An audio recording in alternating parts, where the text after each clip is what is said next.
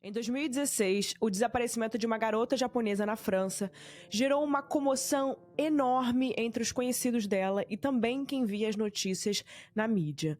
A Narumi, ela tinha 21 anos e ela fazia um intercâmbio na cidade de Besançon quando ela deixou de ir às aulas e os seus parentes e amigos começaram a receber mensagens muito estranhas dela. Em algumas dessas mensagens, ela dizia que tinha um novo namorado e que estava indo embora da cidade. E ela ia embora da cidade para ir até o consulado japonês resolver alguns problemas com o passaporte dela. Mas tudo ficou ainda mais confuso quando os dias acabaram virando semanas, meses, e a Narumi nunca voltou, nunca deu sinal. Cadê a Narumi? Isso acabou deixando todos ao seu redor preocupados. O que as pessoas jamais poderiam imaginar era que alguém tinha planos bizarros para Narumi, fazendo da vida dela um grande filme de terror. E é sobre isso que a gente vai falar aqui hoje.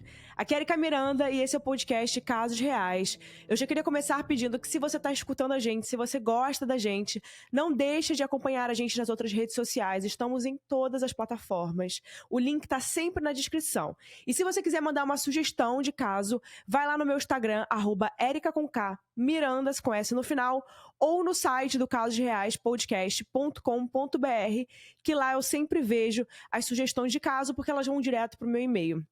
E se você quiser conversar comigo, entrar no grupo do WhatsApp do Casos Reais, o link tá do Apoia-se aqui embaixo na descrição também, e por lá você consegue ter acesso exclusivo ao nosso grupo de WhatsApp, a mandar sugestões diretamente para mim. Então é isso, não deixe de avaliar o nosso podcast em qualquer plataforma que você estiver escutando, é muito importante um comentário, um like, qualquer coisa que a plataforma consiga ver que você realmente gosta do nosso trabalho aqui, é muito importante. E é isso, não deixe de mandar uma sugestão de caso que você queira ver aqui, mas antes dá uma olhada aí, porque a gente tem mais de 100 casos, então com certeza um deles pode ser o caso que você quer. Às vezes tem casos de, sei lá, gente, de 2020 que vocês não viram, então dá uma olhadinha. Vamos pro caso da semana, e esse é o caso da Narumi Kurosaki.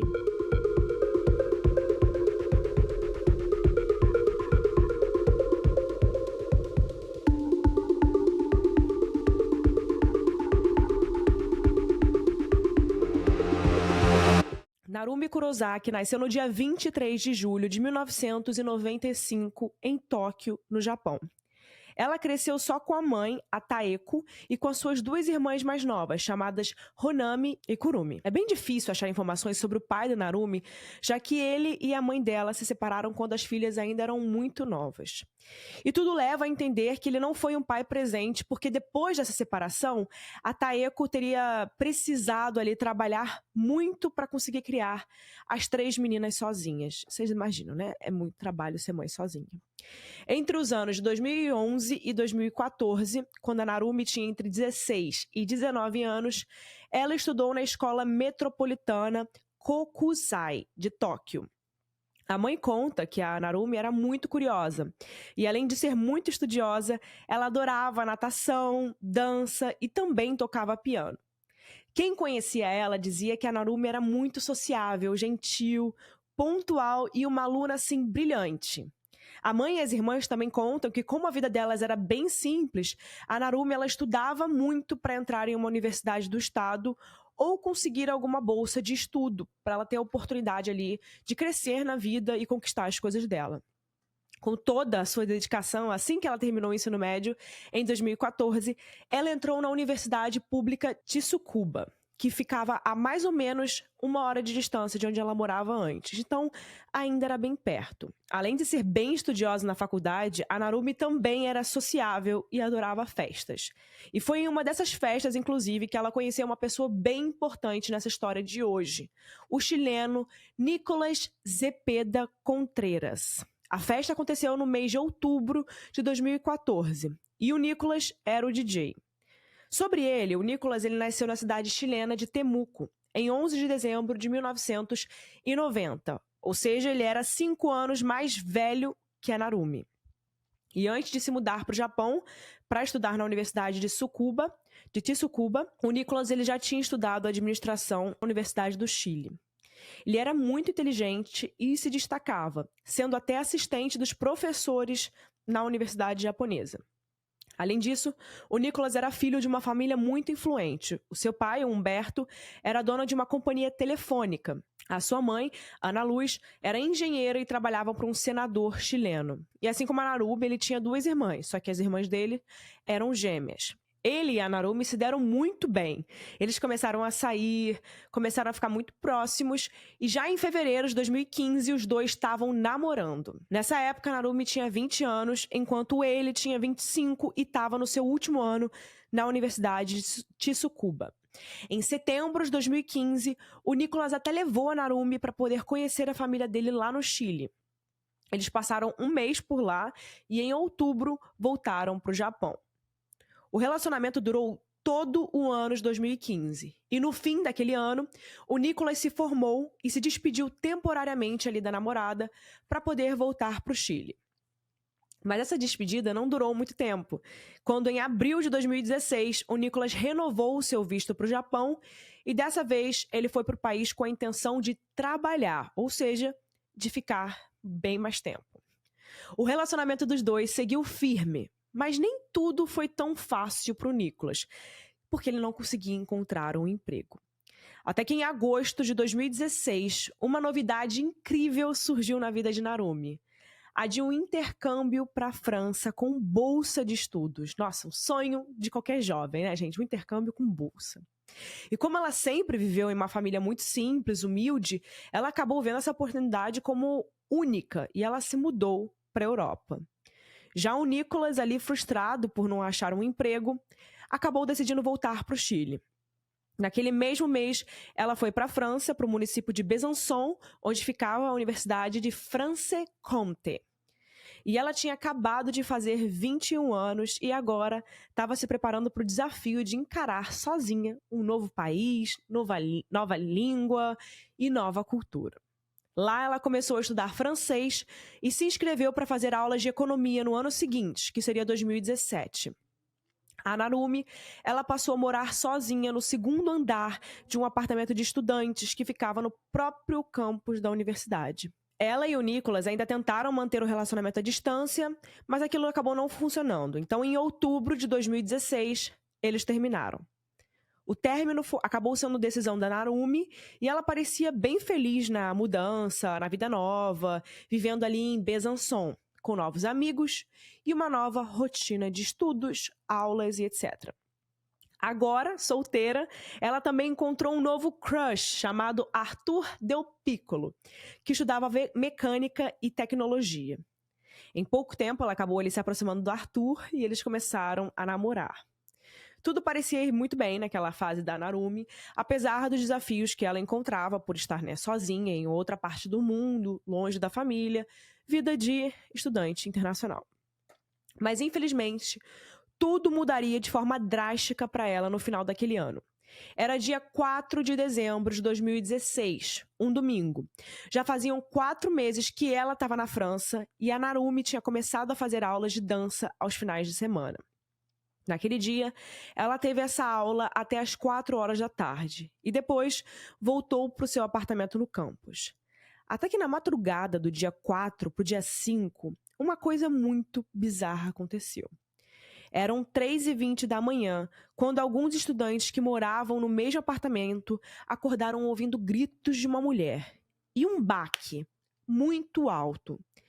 Eles descreveram esses gritos como assustadores, como se alguém estivesse sofrendo. Uma estudante chamada Rachel Hope chegou a mandar mensagem para um amigo dizendo, abre aspas, estou assustada, eu ouvi um barulho que parecia alguém sendo assassinado, fecha aspas. Um outro estudante, chamado Nabil, também estranhou esses barulhos e, junto de outros meninos, ele foi investigar pelos corredores do prédio e até do lado de fora ali do edifício para poder tentar identificar o que tinha acontecido e se alguém tinha se machucado, né? Alguém precisando de ajuda. O que era aquilo? Mesmo ali com uma galera que estava procurando de onde estava vindo esses barulhos, os gritos tinham parado muito rápido, de uma forma que eles não conseguiram encontrar de onde esse barulho estava vindo. Depois de eles ficarem um tempo procurando, os meninos desistiram e voltaram para os seus quartos, sem chamar a polícia. já que eles não sabiam se algo estava realmente acontecendo, né? Vale dizer que ainda que várias pessoas tenham ouvido os gritos na madrugada, ninguém chegou a chamar a polícia, como eu falei. No dia seguinte, vocês já podem imaginar quem estava desaparecida, né? A Narumi nunca faltava às suas aulas, de forma que os colegas estranharam muito quando ela não apareceu numa segunda-feira de manhã, no dia 5 de dezembro, ainda mais sem avisar para ninguém. Mas essa preocupação passou rápido, quando os amigos mais próximos dela receberam mensagens da Narumi, explicando que ela precisou faltar às aulas porque ela teve um problema com seu passaporte e precisou ir até o consulado japonês na cidade de Lyon. Lyon fica a umas 3 horas de distância de Besançon pelo trajeto ali de trem. E era esse o trajeto que a Narumi dizia estar fazendo até o consulado. No dia 6 de dezembro foi registrada uma compra no cartão de crédito dela, de uma passagem só de ida de Besançon para Lyon, assim como ela tinha avisado que faria nas mensagens para os seus amigos. Ela ainda respondia uma pessoa ou outra dizendo as mesmas coisas, que ela estava indo para Lyon arrumar um problema com o seu passaporte. As pessoas até se tranquilizaram um pouco, mas não muito, já que nos dias seguintes a Narumi começou a mandar mensagens bem estranhas para parentes e amigos. Nessas mensagens, ela dizia que estava namorando um homem que eles não conheciam e que ela estava indo embora de Besançon sozinha. E para a família, ela ainda mandou essas mensagens em japonês, mas a escrita estava parecendo ali muito estranha, não muito do jeito que a Narumi conversava. Os amigos ficaram muito em dúvida do que ela queria dizer nessas mensagens, mas a Narumi não explicava e agia ali de uma forma muito vaga. Aquilo acabou acendendo um alerta na cabeça da família da Narumi, porque eram mensagens sem sentido e sem explicações. Algumas pessoas ligaram para ela para poder entender o que estava acontecendo, mas ela nunca atendia. O Arthur, o então namorado dela, chegou a ir até o apartamento dela e ligar várias vezes. Mas a Narumi teria mandado mensagens para ele dizendo que ela tinha saído com outro homem e não queria mais vê-lo, o Arthur, né? E ele diz que ele ficou muito magoado e acabou desistindo de ligar para Narumi. Até que no dia 12 de dezembro, uma semana depois dela parar de frequentar as aulas, ninguém tinha mais notícias da Narumi, deixando aquela história ainda mais esquisita. Ela não tinha mais voltado para Besançon, e como ela tinha perdido 2 semanas de aula de francês, a administração do curso tentou entrar em contato com ela e descobriu que a Narumi estava praticamente desaparecida. No dia 14 de dezembro, a faculdade avisou a polícia local sobre o caso e detetives ouviram vários estudantes sobre as últimas atualizações ali da Narumi.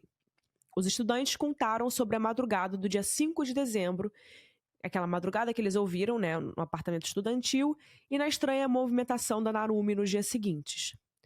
Os policiais já acharam aquilo ali muito estranho e sério, e no dia seguinte, às 5 da tarde, fizeram buscas no quarto 106 que pertencia a Narumi.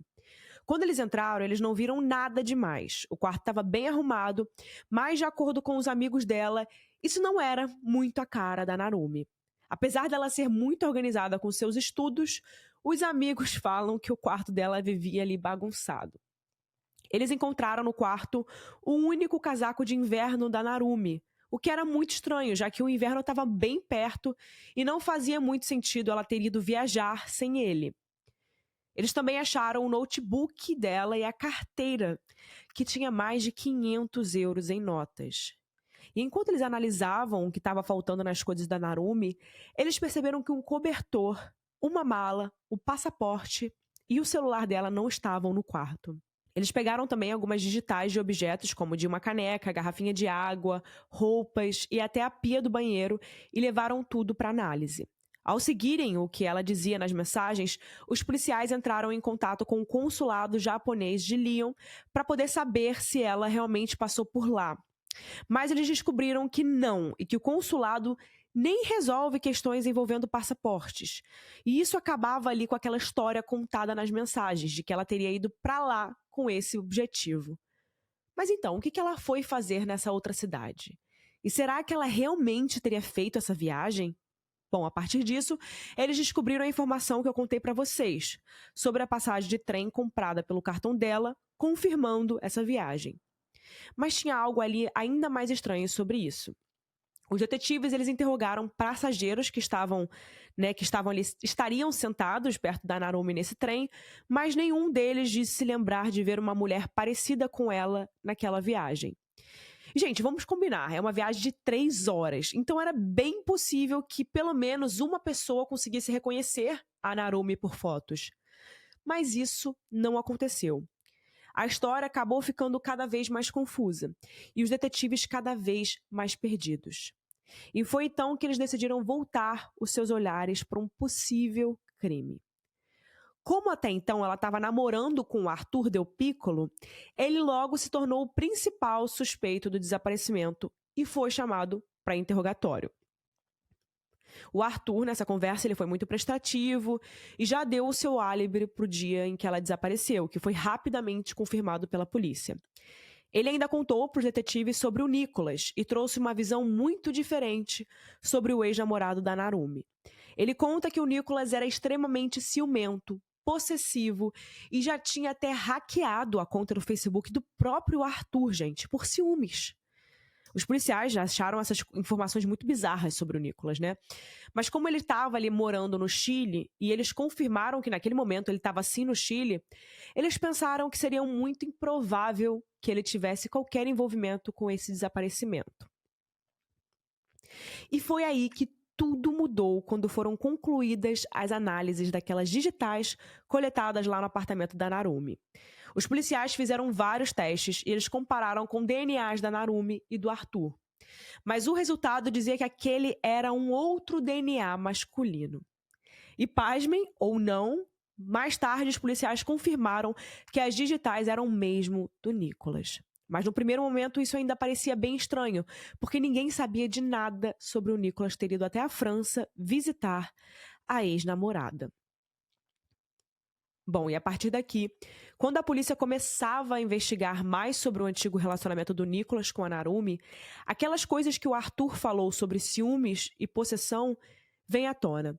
Os detetives até descobrem por pessoas próximas a Narumi que o real motivo do término dos dois foi justamente esse, o ciúme.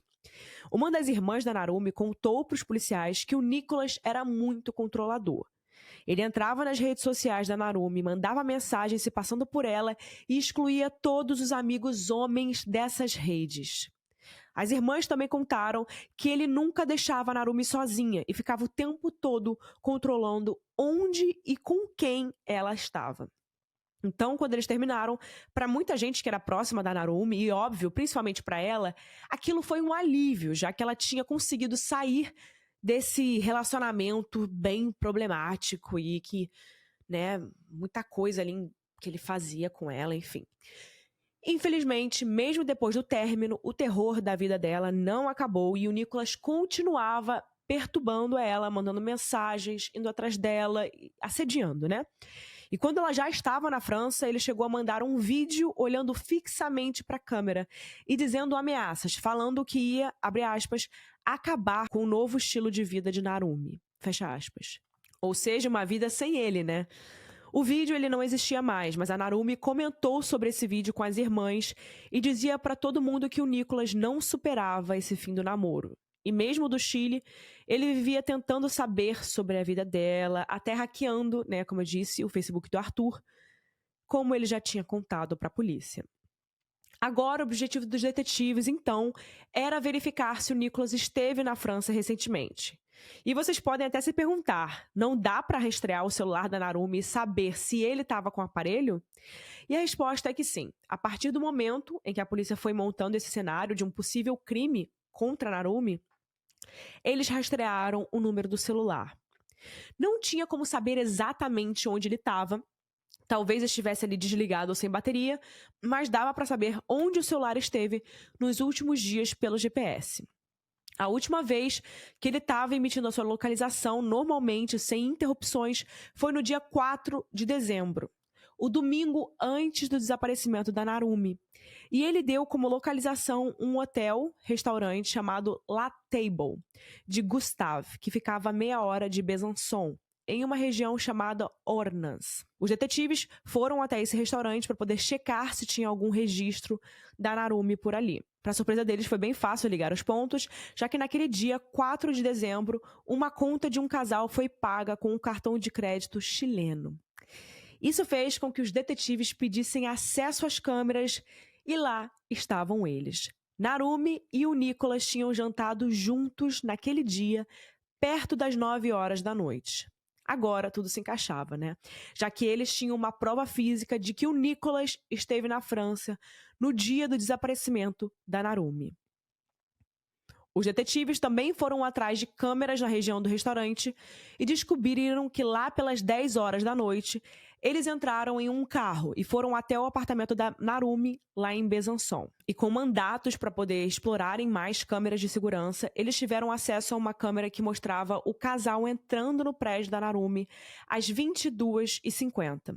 Agora, o Nicolas era o principal suspeito de possível crime contra a ex-namorada. Então, a polícia acabou reunindo ali todos os seus esforços para poder investigar os passos dele até a França. Eles descobriram que ele voou até a cidade francesa Dijon no dia 30 de novembro de 2016. Lá ele pegou um carro pelo mesmo cartão chileno, que pôde ser identificado, e também vale dizer que esse carro estava reservado para ele há 15 dias. Ele ainda carregou um cartão telefônico e depois dirigiu 1h30 de carro até Besançon, provavelmente para se encontrar com a Narumi.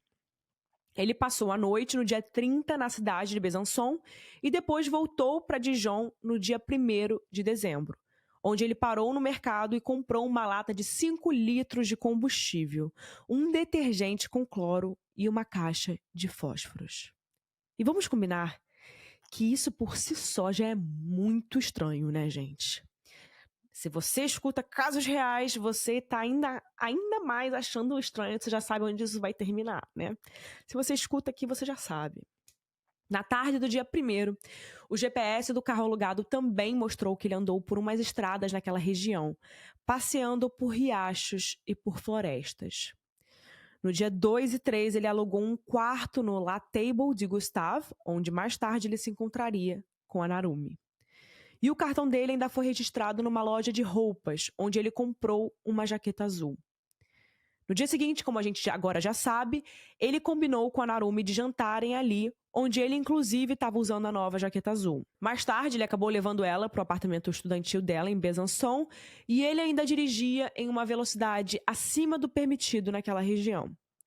Os detetives ainda viram que esse carro alugado ficou estacionado perto do apartamento estudantil nos dias 5 e 6 de dezembro. E só na madrugada do dia 6 o carro teve sua localização alterada, indo lá para aquelas florestas que o Nicolas tinha visitado assim que ele chegou na França. Eu não preciso nem falar que a polícia já estava mais do que convencida de que o Nicolas tinha feito algo com a Narumi, né? O Nicolas devolveu o carro no dia 7 e os funcionários da agência de aluguel contaram para a polícia que o carro foi devolvido bem sujo de terra por fora e por dentro. Além disso, ele tinha percorrido 770 quilômetros com o carro. Rastreando os movimentos do Nicolas, os detetives descobriram que naquele mesmo dia 7, ele ainda voou para Barcelona, na Espanha, onde morava um primo dele, que estudava medicina. Esse primo do Nicolas depois contou para a polícia que o Nicolas ficou lá do dia 7 até o dia 13. E nesse meio tempo, ele estava com umas conversas estranhas sobre morte. Ele ficava perguntando quanto tempo alguém levava para morrer por asfixia e como dá para saber se a pessoa realmente morreu. Vocês já sabem, né, gente? O primo também se lembrava de o Nicolas falar muito da Narumi e com verbos no passado, como, por exemplo, abre aspas, ela amava o mar, fecha aspas. Mas na época ele não estranhou muito isso, porque eles terminaram o namoro, né? Então era tipo assim, alguém do meu passado. Mas algo que ele chegou a estranhar foi que o Nicolas pediu para ele não contar para ninguém que ele tinha passado lá em Barcelona. E ele justificou isso dizendo que tinha brigado com o pai e que não queria voltar tão cedo para sua casa no Chile. Além de tudo isso, as mensagens trocadas entre a Narumi e o Nicolas também foram analisadas pelo notebook dela. E a polícia checou essas mensagens e encontrou vários assuntos estranhos, em que o Nicolas tinha crise de ciúmes e pedia para ela excluir amigos dela do Facebook. Quando a Narumi recusou isso, o Nicholas tinha mandado a seguinte mensagem para ela, abre aspas, vou perder a paciência, Narumi, você me tratou como uma lata de lixo, fecha aspas. A polícia também recuperou aquele vídeo em que o Nicholas ameaçava a Narumi, porque, gente, acreditem ou não, ele ainda tinha postado o vídeo numa plataforma de vídeos chamada Dailymotion. No vídeo ele dizia mais ou menos assim, abre aspas, Narumi fez algumas coisas ruins e agora ela precisa cumprir essas condições para manter o relacionamento. Se ela seguir as condições até 2 semanas, eu vou anular isso, porque eu não quero que a gente viva assim. Ao mesmo tempo, ela deve recuperar a minha confiança, pagar pelo que fez e decidir se vai cometer esses erros com uma pessoa que a ama. Sim, 2 semanas. Fecha aspas. Ainda tinha várias mensagens dele dizendo pra Narumi que ela era egoísta por sair com outros homens, mas parece que ela já estava de saco cheio, porque ela só respondeu ele com alguns insultos. E logo depois disso eles terminaram. Uma coisa muito curiosa era que a Narumi ficou mandando aquelas mensagens estranhas para pessoas próximas entre os dias 6 e 12 de dezembro. Mas no dia 13 as mensagens pararam. E coincidência ou não, os registros de voo mostravam que aquele dia era exatamente o dia em que o Nicholas tinha voltado para o Chile. Várias buscas foram feitas nas florestas da França, em que o GPS do carro, tinha indicado que o Nicholas passou ali no dia 6 de dezembro, e mesmo assim a polícia não encontrou nada que desse a entender que alguma coisa ou alguém teria sido escondido ou enterrado na região. Independente disso, já existia uma motivação, que era o ciúme e controle do Nicholas, e a polícia já tinha ligado ele à hora e lugar em que a Narumi desapareceu. Por isso, no dia 23, a polícia francesa emitiu um mandado de prisão internacional para o Nicholas. Ele foi extraditado para a França, interrogado e acusado de homicídio doloso, ou seja, homicídio premeditado. No dia 29 de dezembro, o Nicholas escreveu uma carta com a sua versão oficial. Nessa carta ele dizia não saber onde estava a Narumi, mas que foi para a Europa para substituir um professor em uma conferência. E só visitou a Narumi em Besançon depois de que ela teria mandado uma mensagem lamentando ali o fim do relacionamento deles caótico. Ele ainda disse que queria se encontrar com ela para eles poderem conversar sobre esse término de uma forma ali tranquila, aproveitando que ele estava ali na Europa. Na versão do Nicholas, quando eles se encontraram, eles perceberam que ainda se gostavam e aí teriam ido para o apartamento dela para passarem a noite juntos. Ele ainda comentou que os gritos que os outros estudantes ouviram eram os dois se divertindo e tendo relações. Mas vale lembrar que os estudantes disseram ter escutado gritos aterrorizados naquela madrugada. O Nicholas ainda finalizou a sua carta dizendo que a Narumi se sentiu culpada em ter passado a noite com ele e traído o Arthur. Então ele pediu para o Nicholas nunca mais procurar ela e, de acordo com ele, foi o que ele fez. Ele esperou preso na França até fevereiro de 2017, quando um juiz do Chile conseguiu anular o pedido de prisão do Nicholas e ele esperou o seu julgamento em liberdade. Vale dizer que, apesar de todas as evidências e dos gritos nesse apartamento estudantil, como não tinham um corpo, eles não tinham um crime comprovado para poder acusar o Nicholas.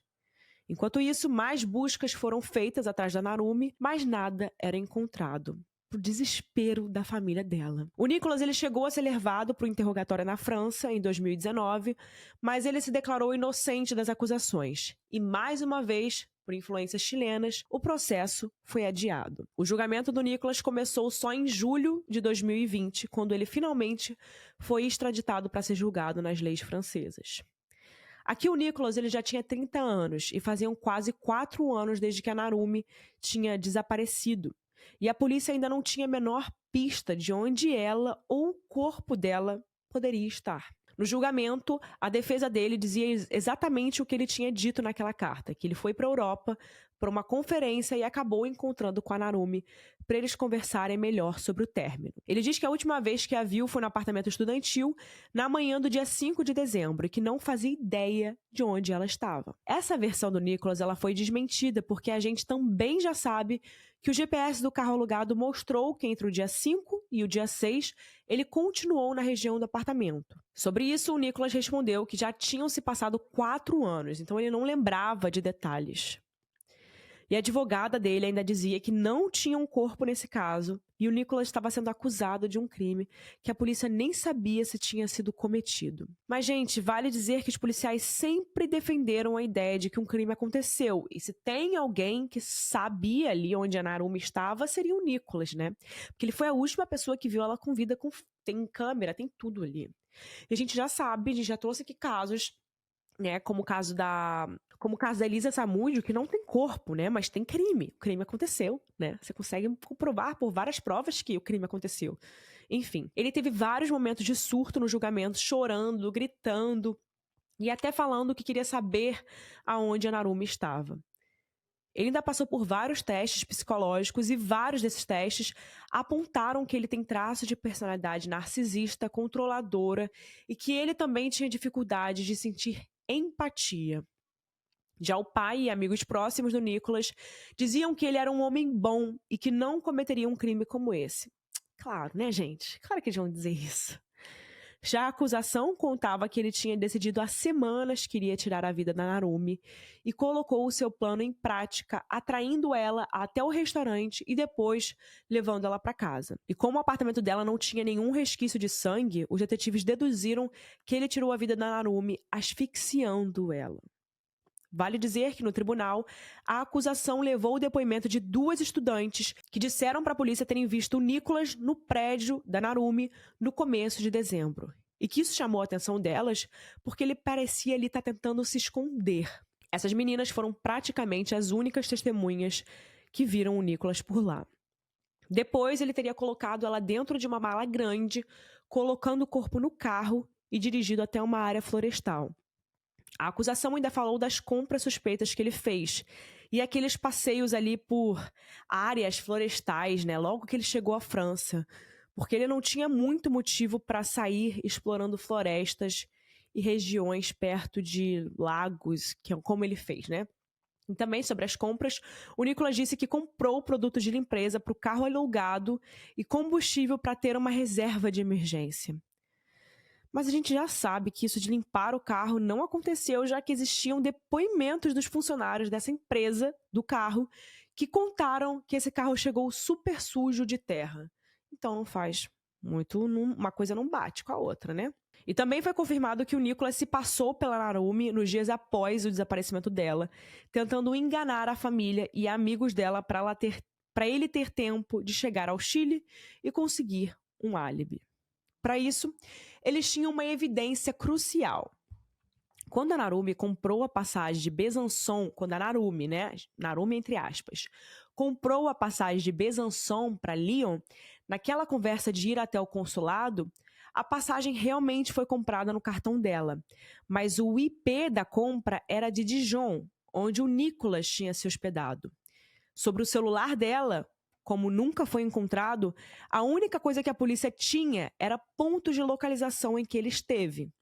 E isso também foi levado a julgamento e a acusação disse que o celular tinha umas localizações aleatórias e confusas, como se alguém tivesse realmente ido para vários lugares sem sentido, só para enganar. A acusação acreditava que o Nicholas escondeu o corpo da Narumi em alguma mata ou jogou ele num rio, podendo até ter ateado fogo, considerando ali aquelas compras que ele fez, né? Provavelmente era isso.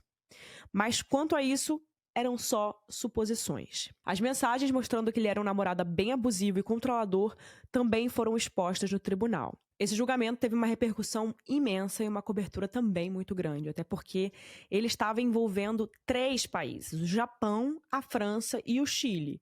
E várias testemunhas não puderam viajar até a França para o julgamento e deram depoimentos por videochamadas. Lembrando que aqui a nossa época ali de 2020 já tinha começado. Ainda tinham vários repórteres e intérpretes de espanhol e japonês para poder traduzir o que as testemunhas diziam. A Taeko, mãe da Narumi, e uma das irmãs dela estavam no julgamento, assim como os pais do Nicholas. A Taeko também deu umas declarações bem emocionantes no tribunal, pedindo ali para os pais do Nicholas que, além de protegerem o filho, pedissem para ele contar a verdade sobre onde está a Narumi. E, gente, se vocês pensam que isso acabou, se preparem, porque ainda tem uma bomba. Ao analisarem as mensagens trocadas entre o Nicolas e a Narumi, no dia 5 de setembro de 2016, um mês antes dela ir para a França, ela mandou mensagem dizendo estar grávida de um filho dele e que ele nunca deu o menor suporte. Ele ter respondido algo como tipo, abre aspas, sinto muito que você pense assim, fecha aspas. E a teoria de que ela estava grávida só deixa tudo ainda pior e mais bizarro. Infelizmente, como o corpo da Narumi não foi encontrado, as autoridades não puderam confirmar se ela realmente estava grávida quando desapareceu. Ou se ela se enganou, ou se ela teria perdido o bebê em algum momento, ninguém sabe. Ninguém também próximo a Narumi sabia nada sobre essa situação, então realmente foi algo que chocou todo mundo e deixou a dúvida de se ela realmente estaria grávida ou não. Com tantas provas e testemunhas, e ainda as dificuldades da pandemia, o julgamento levou quase 2 anos e acabou no dia 12 de abril de 2022. O Nicolas ele foi considerado culpado e condenado a 28 anos de prisão. Ele obrigatoriamente precisa cumprir os primeiros 15 anos na França e depois disso ele pode pedir para responder o resto dessa pena no Chile. Ele também foi obrigado a pagar mais de $200 mil de indenização para a família da Narumi. Os advogados do Nicolas entraram com um pedido de revisão do julgamento e uma audiência foi feita em fevereiro do ano passado, 2023. A família e os amigos próximos da Narumi também estiveram presentes nessa audiência. Um novo julgamento chegou a acontecer em dezembro de 2023, mas o resultado foi exatamente o mesmo. Nicolas segue considerado culpado pelo assassinato da Narumi, mesmo que o corpo dela nunca tenha sido encontrado. As maiores teorias de onde o corpo dela podem estar falam ali de rios na cidade de Dijon. A Taeko e as irmãs da Narumi sofreram demais com tudo o que aconteceu. A mãe dela pensou várias vezes em tirar a própria vida e completou dizendo que, abre aspas, eu seguro a foto de Narumi no peito 24 horas por dia, sem soltar, e rezando, onde você está? Fique segura. Isso me atormenta violentamente. Cada dia que eu vivo é um inferno. E meu corpo e minha mente estão desmoronando. Fecha aspas. Elas dizem que jamais vão perdoar o Nicolas e que ele é egoísta e mentiroso. Elas continuam lutando para poder descobrir onde o corpo da Narumi está. Ainda que a justiça tenha condenado o culpado, a Narumi ainda não foi achada até a data do lançamento desse episódio. Se a gente tiver qualquer atualização sobre esse caso, eu vou trazer, com certeza, em um novo episódio aqui e sempre nas minhas redes sociais. Agora, como todo final de episódio, eu trago a minha opinião e a opinião da Mari, a nossa roteirista. Então vamos agora para a minha opinião. Bom, gente, eu queria primeiro dizer, reforçar essa ideia de que as pessoas falam que não existe crime perfeito e também só existe crime quando se tem corpo. Isso é errado, a gente já sabe que hoje em dia não é assim que funciona. O caso da Elisa Samúdio foi um grande caso no Brasil, que trouxe isso à tona, que fez com que as pessoas realmente entendessem que não precisa de um corpo para a gente conseguir saber que a pessoa realmente faleceu ou que alguém é o culpado por aquilo que aconteceu. E isso só vale a gente reforçar. A gente sempre traz aqui casos de feminicídio, e esse é um caso de feminicídio. Pra mim é um caso de feminicídio. Da última vez que eu postei sobre um caso mais recente aqui sobre feminicídio, que era o caso da Pantera, né? A Pantera de Minas. E alguma pessoa me perguntou assim, mas qual era a motivação? Gente, a motivação... Dá um Google, porque eu não vou ficar trazendo aqui o que significa. A gente tem vários casos que a gente já explicou sobre isso, que a gente trouxe especialistas que falam sobre violência contra a mulher, sobre feminicídio, essas coisas. Dá um Google que você vai ver a definição certa, tá bom? É simplesmente um crime contra a mulher, simplesmente por ela ser mulher. E a maioria dos nossos casos aqui, infelizmente, é isso. É simplesmente isso. E esse caso aqui, ele era um menino, ele era uma pessoa que a Narumi, eu acho que a Narumi, claro que ela é vítima disso tudo, né, gente? A família da Narumi, todo mundo. Mas a Narumi deveria ter denunciado tudo isso que ele estava fazendo com ela, essa perseguição. Era um stalker mesmo. Ele estava sendo um stalker. E claro que ela avisou para amigos, pessoas próximas dela estavam sabendo que ele fazia aquilo. Mas acho que ela não percebeu que ele era uma pessoa perigosa. E a gente nunca se dá conta de que aquela pessoa que ficou tantos anos na nossa vida, que era nosso namorado, nosso parceiro, aquela pessoa pode ser de fato perigosa pra gente. Eu acho que é aí que muitas vítimas acabam fazendo com que algumas vítimas acabam não percebendo isso, e isso faz com que o agressor, o abusador, ou qualquer tipo, essa pessoa que está praticando esse crime, consiga, né, fazer o que quer fazer, porque acho que quem tem uma cabeça normal, quem né, quem não é um assassino, nunca vai pensar que a pessoa vai fazer aquilo com você. A não ser que já tenha acontecido uma agressão e etc, que você tenta, né, mas não me parece que era o caso. Enfim, meu resumo aqui sobre esse caso é que, graças a Deus, esse caso conseguiu com que a justiça fosse feita.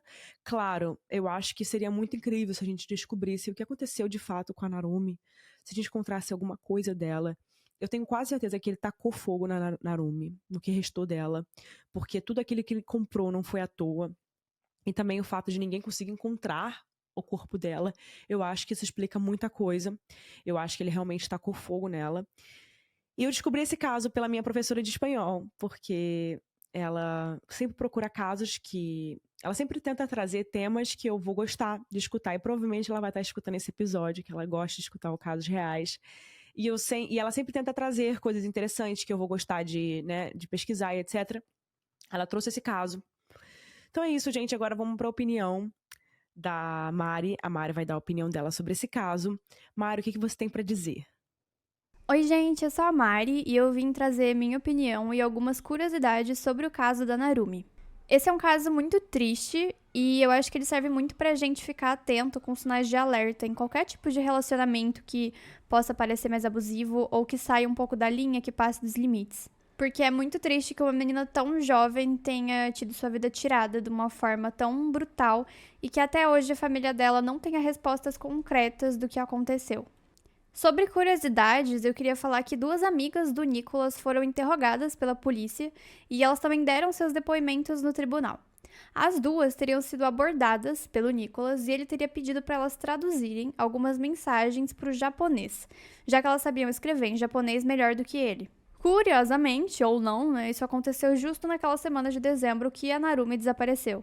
Essas mensagens que elas ajudaram o Nicholas a escrever eram praticamente iguais às mensagens que a, entre aspas, Narumi teria mandado para sua família, dizendo que ela estava com um novo namorado e que ela estava viajando sozinha para Lyon. As amigas do Nicholas até falam que acharam aquilo bem estranho e que só piorou depois que elas ajudaram ele agradeceu e ele pediu para elas apagarem as conversas que eles tiveram. Elas, inclusive, foram uma pista muito importante para que a polícia entendesse que ele, sim, se passou pela Narumi durante aquela semana. As irmãs da Narumi tinham várias histórias sobre o Nicholas sendo muito controlador e abusivo. As redes sociais da Narumi foram invadidas, 57 vezes, pelo que a polícia conseguiu descobrir depois da sessão do computador dela. E essas invasões eram o próprio Nicholas entrando no perfil dela, já que muitas pessoas relataram que ela contava que isso acontecia e até o Arthur, que era o atual namorado dela, contou que isso aconteceu com ele também. E, gente, para fechar o caso, eu trouxe uma viagem. Talvez se vocês já tenham pesquisado esse caso ou se vocês vão pesquisar depois, vocês podem se deparar com essa teoria e eu já queria falar sobre ela só pra tirar isso da frente, porque o caso já foi julgado, o Nicholas já tá preso, então já existe uma condenação. Mas eu queria comentar sobre isso porque é uma grande viagem, assim, e eu achei interessante trazer. Em 2023, ou seja, no ano passado, um homem chamado Said Neremi, que é um francês, disse que viu a Narumi viva no dia 11 de dezembro de 2016. Isso seria ali 6 dias depois do desaparecimento dela e da data que a polícia acredita que ela foi assassinada.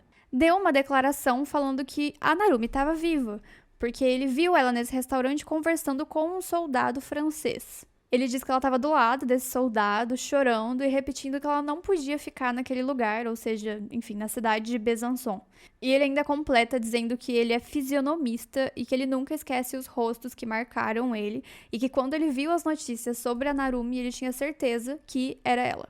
Ele ainda falou que ele tinha provas, porque ele falou com a Narumi naquele dia, e ele disse que a polícia francesa esse tempo todo tá mentindo por algum motivo. Mas vamos combinar que a gente tem muitas evidências que levaram ao julgamento e à condenação do Nicholas. Então, com certeza, se existiam outros caminhos, outras pistas, a polícia deve sim ter investigado. E o que importa realmente é a decisão judicial que já foi tomada. Então é isso, pessoal. Obrigada, Mari, pela sua opinião. Então agora vamos pro final desse caso. Semana que vem eu trago mais um caso aqui. Não deixa de compartilhar com alguém que vai gostar desse episódio, é muito importante. Também não deixa de interagir aqui para a plataforma entender que você gosta do nosso podcast. É isso, pessoal. Vejo vocês semana que vem, mais uma quarta-feira, mais um episódio do Casos Reais.